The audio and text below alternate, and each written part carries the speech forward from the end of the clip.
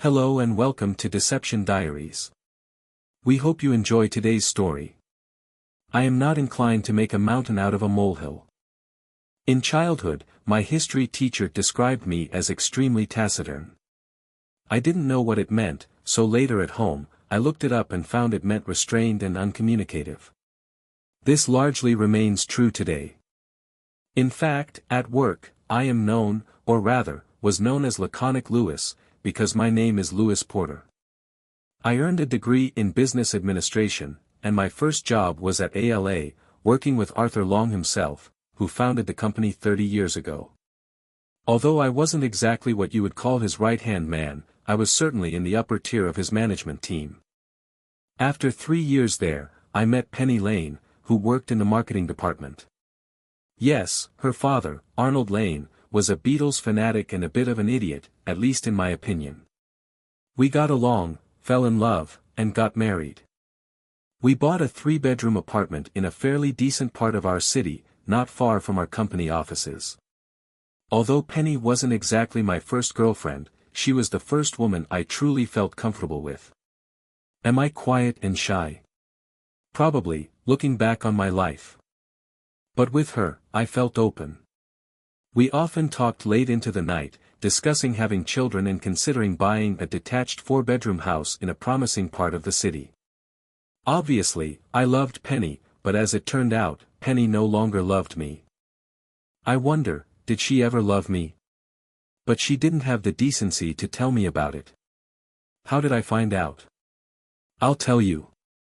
Arthur was always keen on the company attending exhibitions, starting from the early days when he pretended to be a visitor, wandering around the shows, meeting people, making business connections, and avoiding getting thrown out by security, to our current days when Arthur Long Associates often sponsored exhibitions.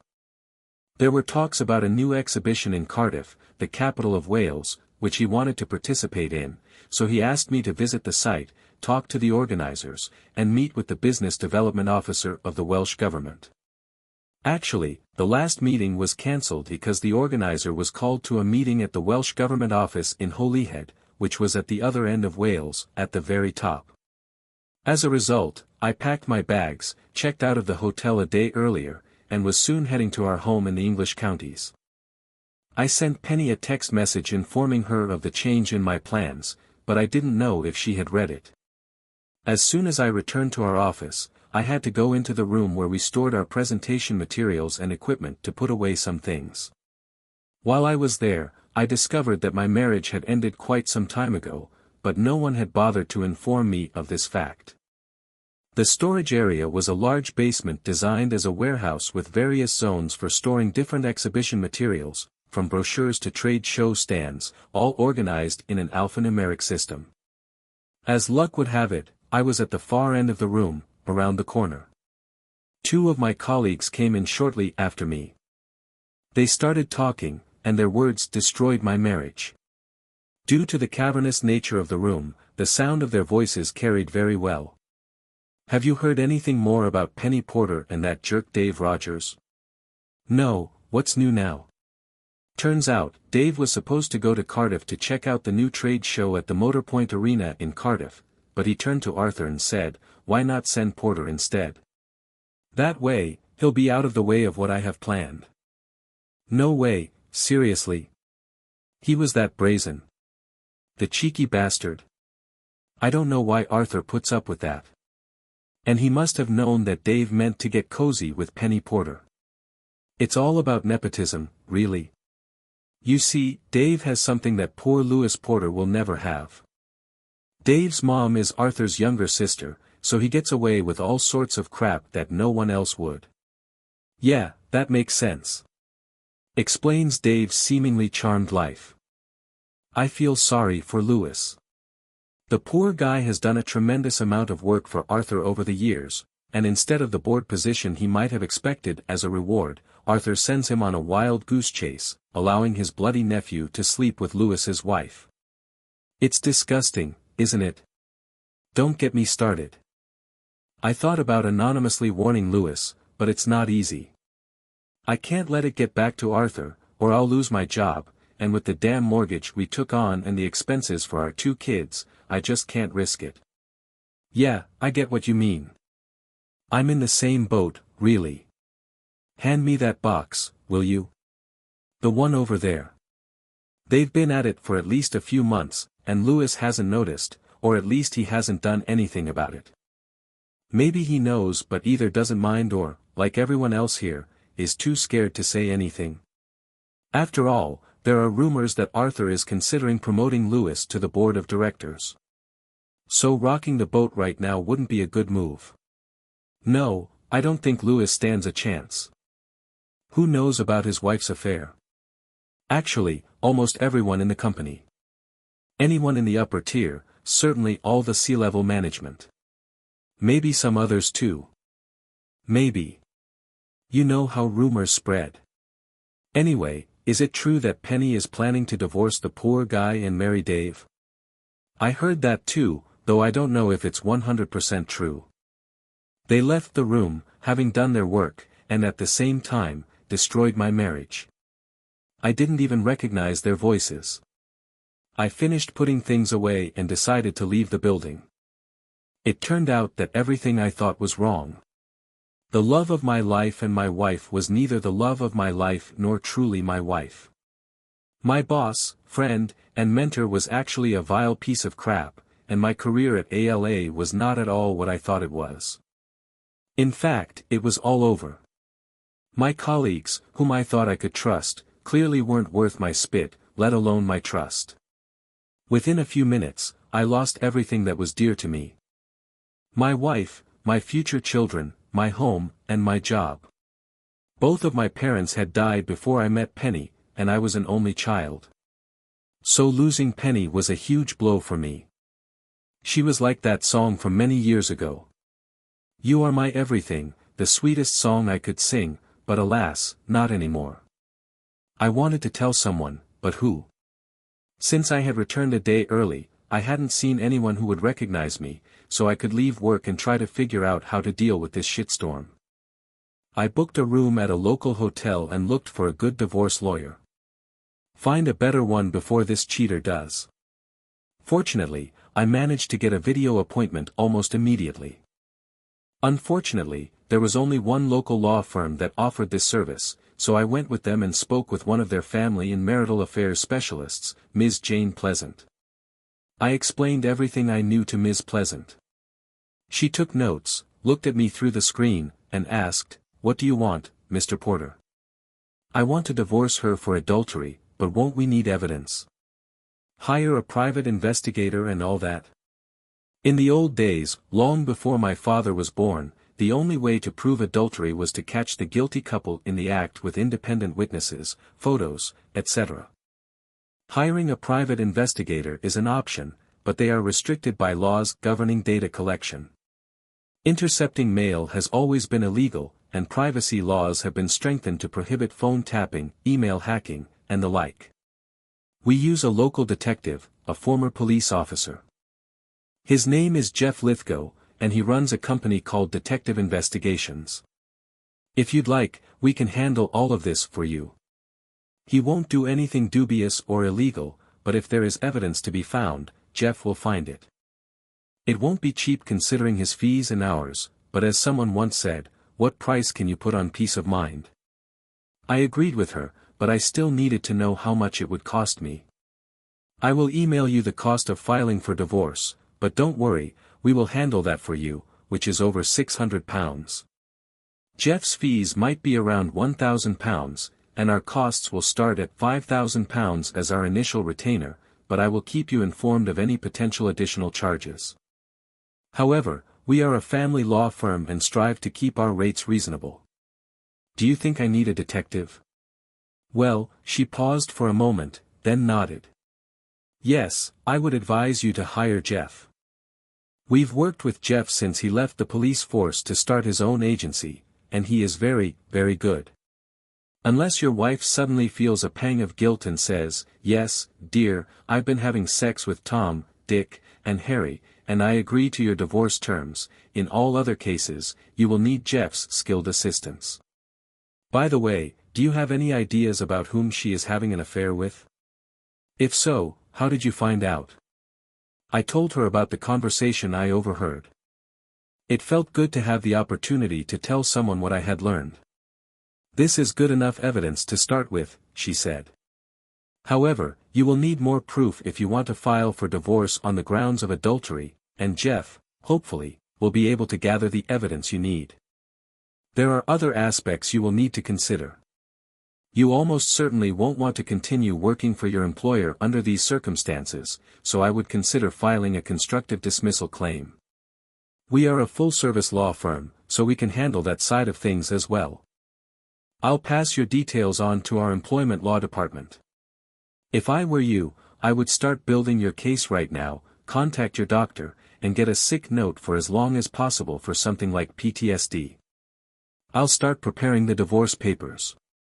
If you decide to reconcile with your wife, we can easily withdraw the case. Is reconciliation a possibility?" I thought for a few seconds before answering. "No, not a chance.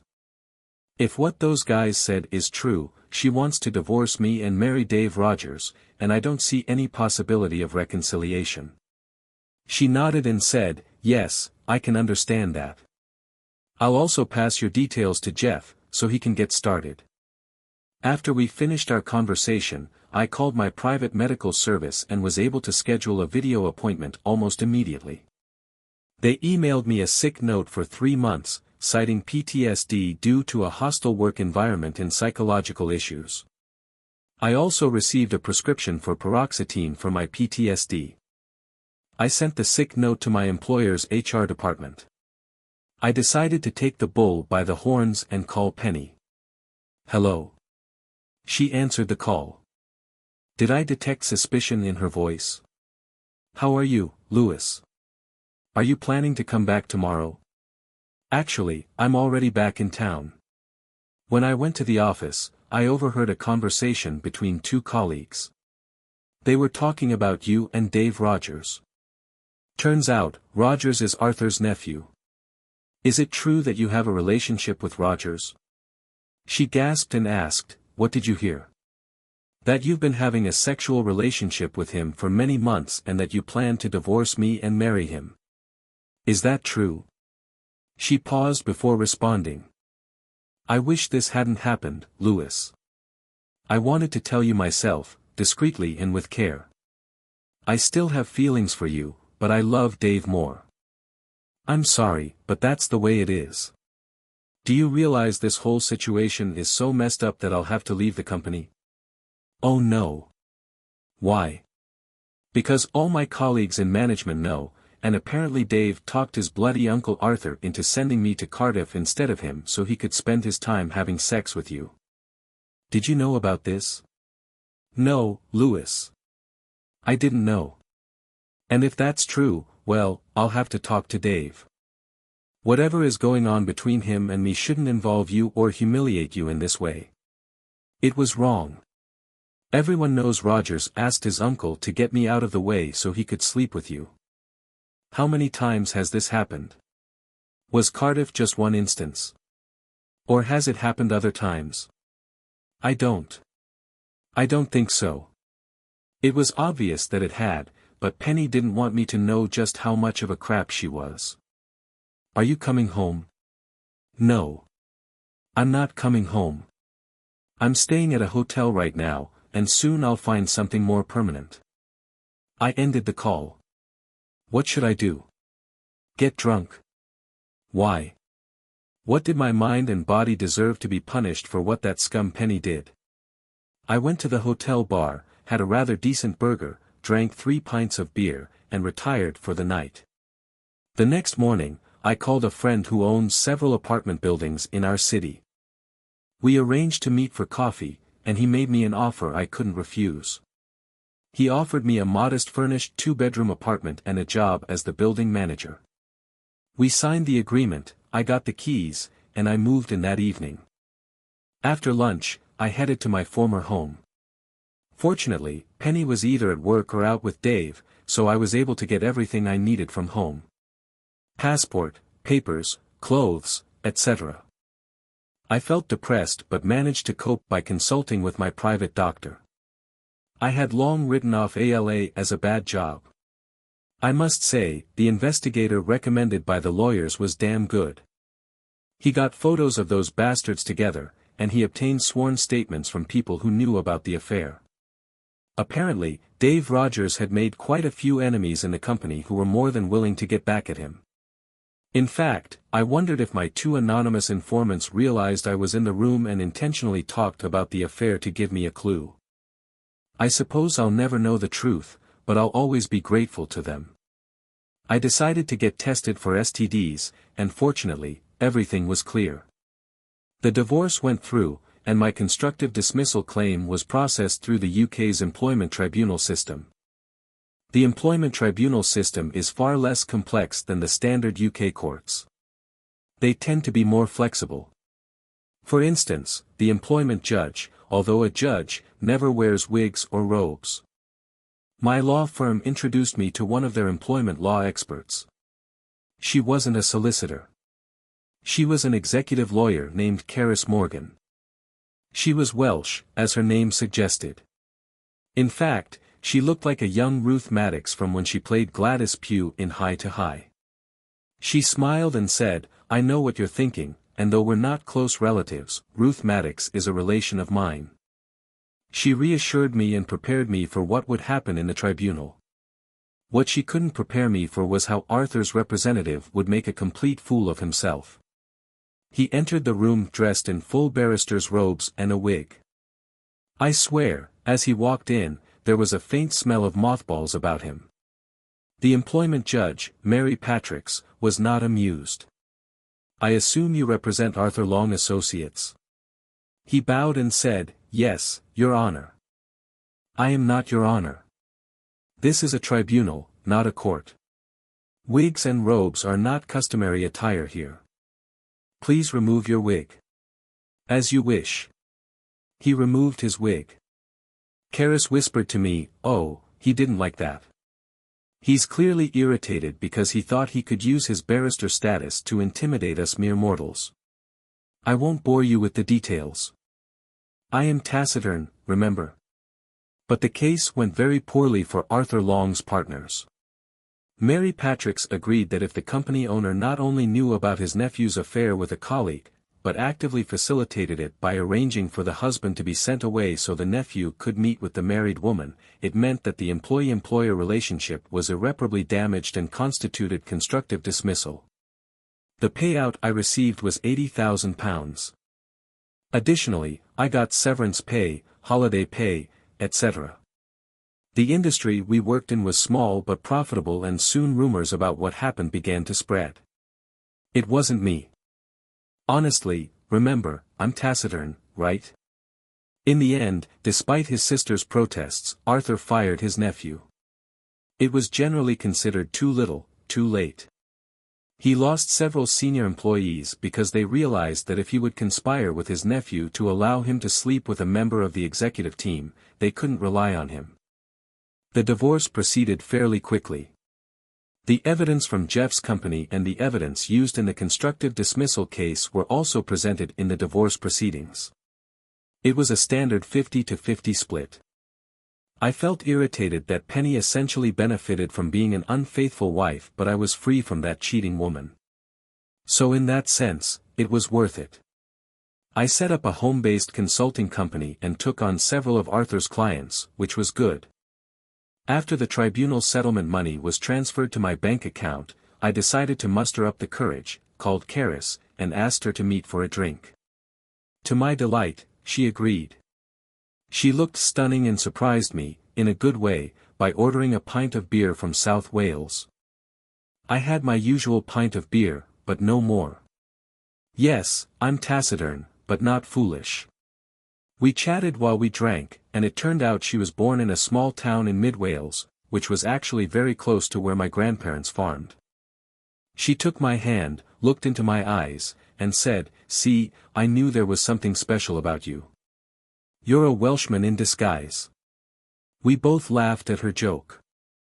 I was falling in love with her, and not just because she resembled Ruth Maddox. We dated over the next few weeks. Movies, drinks, restaurants. I invited her to my place for dinner, which I cooked. Over the meal, with a glass of wine from a Welsh vineyard, I took her hand and told her how my feelings for her were growing. She squeezed my hand, smiled, and said, breathlessly, "What do you think we should do about that?" She glanced at my bedroom door. Well, that certainly happened faster than I had dared to hope. I nodded, smiled, and moved forward. Yes, we made love. As cliched as it sounds, I felt a deeper, more loving connection with Karis than I had ever felt with Penny during our courtship or marriage. In a moment of self-realization, I understood that it was because Penny was never as in love with me as I was with her. Otherwise, she could never have moved on from me to Dave Rogers. The courtship between Karis and me was slow, warm, and loving. I found love at last with a Welsh firecracker. Did we bond because we were both Welsh? Yes, as silly as it sounds, I think there is some truth to that. After a year of dating, we got married and started thinking about having children. Karis is teaching me Welsh, which is a long but fascinating process. We moved to mid-Wales. She partnered with a law firm in Machynlleth, and I continue consulting from our 4-bedroom home near the town centre. Oh, those conversations about having children.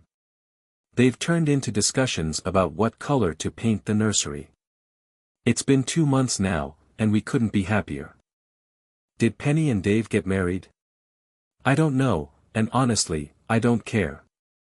Taciturn, that's me. Thank you, Penny. Dear viewers, if you enjoyed the story, please support the video by liking it and leaving a comment. Thank you very much.